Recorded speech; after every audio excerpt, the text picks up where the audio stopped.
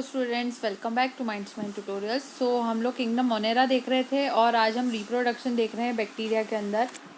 तो बैक्टीरिया जो है वो बेसिकली दो तरह की मेथड से रिप्रोडक्शन शो करता है। पहली मेथड होती है एसेक्सुअल रिप्रोडक्शन और दूसरी मेथड होती है यहाँ पर जेनेटिक रिकॉम्बिनेशन। जो एसेक्सुअल रिप्रोडक्शन होता है उसमें जो मेथड्स इन्वॉल्व रहती है आगे, उसमें पहली होती है बाइनरी फिजन। तो बाइनरी फिजन जो है वो सबसे ज़्यादा कहना चाहिए मोस्ट कॉमन मेथड होती है बैक्टीरियल रिप्रोडक्शन की। और जब फेवरेबल कंडीशंस आती है तो सबसे पहले डीएनए का रेप्लिकेशन होता है जो कि बैक्टीरियल सेल में होता है। जो बैक्टीरियल सेल है जब वो डिवाइड करता है तो सबसे पहले वो डॉटर सेल्स बनाता है। दो डॉटर सेल्स वहाँ पर बनते हैं जो कि due to formation of transverse septum होते हैं, यानी एक सेप्टम बीच में बनता है एक सेल के अंदर। उस सेप्टम के बाद वो दो भागों में डिवाइड होता है और दो डॉटर सेल्स कहलाने लगता है।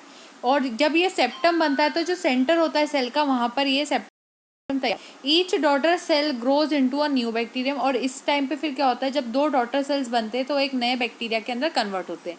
Under favourable condition cells of bacteria divides by a mitosis. और जब फेवरेबल कंडीशंस होती है तो उस टाइम पे ये जो सेल्स होते हैं बैक्टीरिया के वो ए माइटोसिस के थ्रू डिवाइड करते हैं। जिसका मतलब है यहाँ पर हो क्या रहा है, इसको डायग्राम के वे में देखना चाहिए। तो सबसे पहले एक यहाँ पर सेल है, फॉर एग्जांपल ये अमीबा है। अब इसके अंदर सबसे पहले जो चीज़ होती है फेवरेबल कंडीशंस आती है कि इसके अंदर का जो डीएनए मटेरियल है, ये जो डीएनए मटेरियल इसका रेप्लिकेशन होता है। तो एक डीएनए से दो डीएनए तैयार होते हैं, यानी दो इसलिए हो रहे हैं क्योंकि अब जब डॉटर सेल्स दो हो जाएंगे तो दोनों में अपना अपना जेनेटिक मटेरियल आ जाए, इसलिए वहाँ पर एक डीएनए का रेप्लिकेशन होता है। डीएनए रेप्लिकेशन के बाद इस बैक्टीरिया सेल के ये जो सेंटर वाला पोर्शन है इसके अंदर एक ट्रांसवर्स सेप्टम बनती है। ट्रांसवर्स सेप्टम जब बनती है तो इसी ट्रांसवर्स सेप्टम के थ्रू उसके बाद वहाँ पर दो डॉटर सेल्स डिफरेंटली फॉर्म होते हैं। तो एक पेरेंट सेल से दो डॉटर सेल्स यहाँ पर बन जाते हैं। और जब फेवरेबल कंडीशंस आती है तो जो सेल्स होते हैं बैक्टीरिया के वो ए माइटोसिस के थ्रू डिवाइड करते हैं। यानी कि यहाँ पर माइटोसिस का ही तरह से एक प्रोसेस होगी। जब हम सेल चैप्टर डिस्कस करेंगे तो वहाँ पर इसको और अच्छे से डिस्कस कर लेंगे। और ये जो ए माइटोसिस रहता है ये फास्टर रहता है माइटोसिस और मियोसिस दोनों से ही। तो ये वाली चीज़ यहाँ पर नोट करना ज़रूरी थी। माइटोसिस को एक बार थोड़ा सा बता ही देती हूँ यहाँ पर। माइटोसिस का जो मतलब होता है, माइटोसिस को कहते हैं इक्वेशनल डिवीजन। यानी कि जब भी किसी सेल में जो नंबर ऑफ क्रोमोसोम्स है अगर वो उसके जो भी प्रोजेनी फॉर्म हो रही है उसमें सेम तरीके से कैरी ऑन हो रहे हैं तो उसको हम माइटोसिस के थ्रू डिवीजन वाला कहते हैं। वहीं मियोसिस ऐसा डिवीजन होता है जिसको रिडक्शनल डिवीजन कहते हैं, जो कि गैमेटिक सेल्स के अंदर यूज़ किया जाता है जहाँ क्रोमोसोम का जो नंबर होता है वो हाफ हो जाता है। फॉर एग्जाम्पल ये किसी ह्यूमन का हमने यहाँ स्ट्रक्चर बनाया, इसकी पूरी जो बॉडी है उसमें जितने भी सेल्स होंगे उसको हम सोमेटिक सेल्स कहेंगे। सोमेटिक सेल्स के अंदर जो क्रोमोसोम नंबर होता है वही सेल्स को अगर हम देखा जाए तो कोई सेल अगर डैमेज कर जाता है तो उसकी जगह अगर कोई नया सेल बन रहा है तो उस सेल को भी हम सोमेटिक सेल कहेंगे। तो जितना क्रोमोसोम नंबर पुराने सेल के अंदर था उतना ही क्रोमोसोम नंबर दूसरे सेल के अंदर भी होगा। तो ये जो डिवीजन हुआ है जिसमें पुराने सेल का क्रोमोसोम नंबर और नए सेल का क्रोमोसोम नंबर जो है अगर वो इक्वल है तो वो माइटोसिस के थ्रू होता है। वहीं अगर इसी सेल में अगर हम बात करें तो जो रिप्रोडक्टिव सेल्स होते हैं फॉर एग्जांपल गैमेट्स, तो अगर गैमेट्स को देखा जाए तो उनमें जो बॉडी के नॉर्मली सेल्स होते हैं उसके हाफ नंबर ऑफ क्रोमोसोम्स होते हैं। तो अब नॉर्मल सेल से अगर यहाँ पर हाफ नंबर ऑफ क्रोमोसोम्स हो रहे हैं तो इसके बीच में जो डिवीजन हुआ होगा वो मियोसिस हो जाएगा, जिसको हम रिडक्शनल डिवीजन नाम देते हैं। तो इक्वेशनल डिवीजन और रिडक्शनल डिवीजन दो टर्मिनोलॉजीज होती है। वहीं ए माइटोसिस इन दोनों से थोड़ा सा डिफरेंट होता है जिसको मैं आगे आगे और क्लियर कर दूंगी, लेकिन ए माइटोसिस जो होता है वो इन दोनों से ही फास्टर होता है।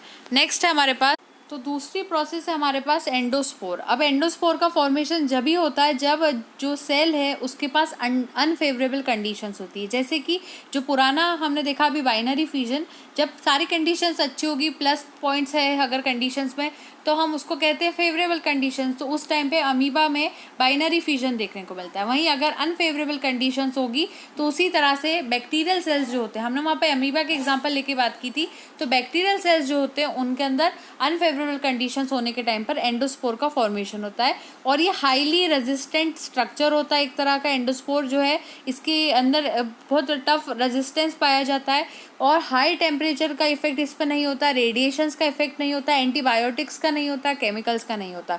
इसी वजह से ये जो कुछ कुछ बैक्टीरियाज होते हैं उनके रिप्रोडक्शन अगर हो रहा है तो मेडिसिन भी उस पर असर नहीं कर पाती कई बार। तो it is also known as reproduction without multiplication, लेकिन इस एंडोस्पोर फॉर्मेशन को ऐसा रिप्रोडक्शन कहा जाता है जिसमें मल्टीप्लिकेशन नहीं होता है।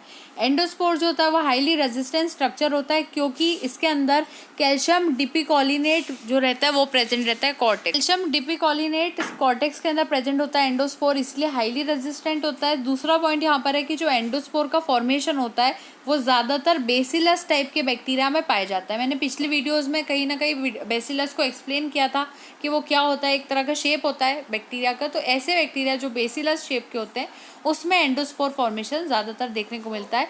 यहाँ पर एक डायग्राम है इसमें, तो अब हमारे पास यहाँ एक डायग्राम है। एक्सोस्पोरियम बेसल लेयर यहाँ पर शोन है, फिर outer coat layer, inner coat layer अंदर की तरफ है, फिर यहाँ कॉर्टेक्स है, उसके बाद अंदर कोर वॉल है, कोर मेम्ब्रेन और अंदर की तरफ है जिसको सेल मेम्ब्रेन कहा गया है, और अंदर ही अंदर यहाँ पर सबसे ब्लैक जो पोर्शन है वो कोर साइटोप्लाज्म है। तो ये एक तरह से स्ट्रक्चर दिखाया गया है किसी भी बैक्टीरिया का जो एंडोस्पोर का फॉर्मेशन शो कर रहा है। नेक्स्ट हमारे पास है, तो दूसरा हमारे पास कॉम्बिनेशन। ये ऐसी मेथड होती है क्योंकि एक हमने बात की बैक्टीरिया एसेक्सुअल रिप्रोडक्शन शो करता है, यानी कि ऐसा रिप्रोडक्शन जिसमें फर्टिलाइजेशन इन्वॉल्व नहीं होता है।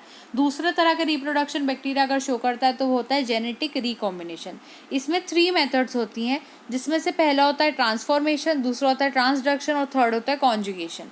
सबसे पहले यहाँ पर कॉन्जुगेशन का पॉइंट है, conjugation between F+ and F- sort of sexual reproduction. अब क्या हो रहा है, हमने पहले डिस्कस करा था कि F+ और F- जो सेल्स होते हैं वो क्या होता है, इससे पहले वाली वीडियो में ही देखा था। अब ये जो F+ और F- सेल्स होते हैं उसमें से कोई एक ऐसा सेल एक्ट करता है जैसे कि वो मेल हो और दूसरा एक्ट ऐसे करता है जैसे कि वो फीमेल हो। तो यहाँ पर कहा गया है कि एक तरह से मेल और फीमेल गैमेट की तरह प्रोसेस दिखाई दे रही है, तो sort of sexual reproduction point हम यहाँ पर कह रहे हैं। वैसे सेक्सुअल रिप्रोडक्शन नहीं है, लेकिन फिर भी हम कह रहे हैं कि उसकी तरह ये दिखाई देता है। कॉन्जुगेशन को सबसे पहले जिन्होंने डिस्कवर किया था उन साइंटिस्ट का नाम था लेडरबर्ग और टेटम, और उन्होंने ई कोलाई के अंदर उसको देखा था। 1946 की बात थी। फर्स्ट ऑफ ऑल क्या होता है, जो डोनर सेल्स होते हैं यानी कि जो कि किसी चीज़ को डोनेट करेंगे, F+ सेल्स जिन्हें कहा जाता है, उनको अगर देखा जाए तो ये जो F+ सेल्स होते हैं ये अटैच हो जाते हैं किससे, रेसिपिएंट सेल से, जिसको हम F- कहते हैं। रेसिपिएंट सेल वो होते हैं जो कि फीमेल की तरह एक्ट करते हैं और डोनर सेल वो होते हैं जो कि मेल की तरह एक्ट करते हैं। तो मेल सेल्स यहाँ पर जो F+ सेल्स है वो F- से अटैच हो रहे हैं। कैसे अटैच होंगे, with the help of sex पिलाई। सेक्स पिलाई का फंक्शन यहाँ पर कॉन्जुगेशन ट्यूब का फॉर्मेशन होता है।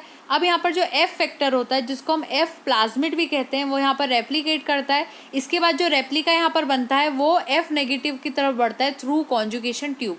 तो F फैक्टर जो है वो रेप्लिकेट कर रहा है और वो F- जो है फीमेल की तरह जो एक्ट कर रहा है उसकी कॉन्जुगेशन ट्यूब के थ्रू वहाँ तक जा रहा है। दोनों ही सेल्स जो है फिर बाद में वो सेपरेट हो जाते हैं। अब due to transfer of F factor, जब ट्रांसफ़र हो जाता है F फैक्टर का, तो जो F- बैक्टीरिया होता है वो अब F+ बैक्टीरिया बन जाता है। तो ये F- का कन्वर्जन हो गया F+ की तरफ, यानी कि अब वो कहीं ना कहीं डोनर की तरह एक्ट कर सकता है, अब वो रेसिपिएंट नहीं रहा। तो यहाँ पर एक डायग्रामेटिक व्यू है जेनेटिक रिकॉम्बिनेशन थ्रू कॉन्जुगेशन का। सबसे पहले यहाँ पर क्या हो रहा है, यहाँ F+ शो किया गया है, यहाँ F- को हम मेल कहते हैं, F- को हम फीमेल कहते हैं। मेल जो होता है वो डोनर है, यहाँ पर फीमेल को रेसिपिएंट करके शो किया गया है।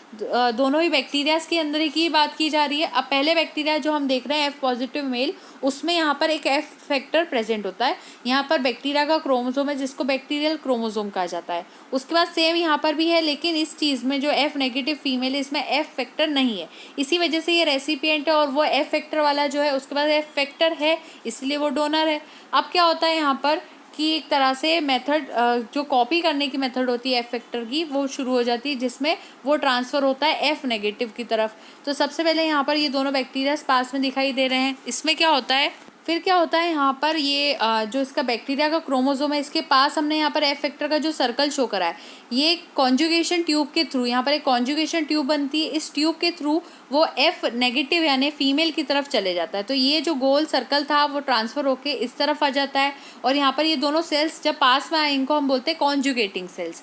उसके बाद यहाँ पर कॉन्जुगेशन ट्यूब को भी हमने शो करा था बीच में। अब यहाँ पर क्या होता है, ये जो रेप्लिकेशन है F फैक्टर का वो हो रहा होता है।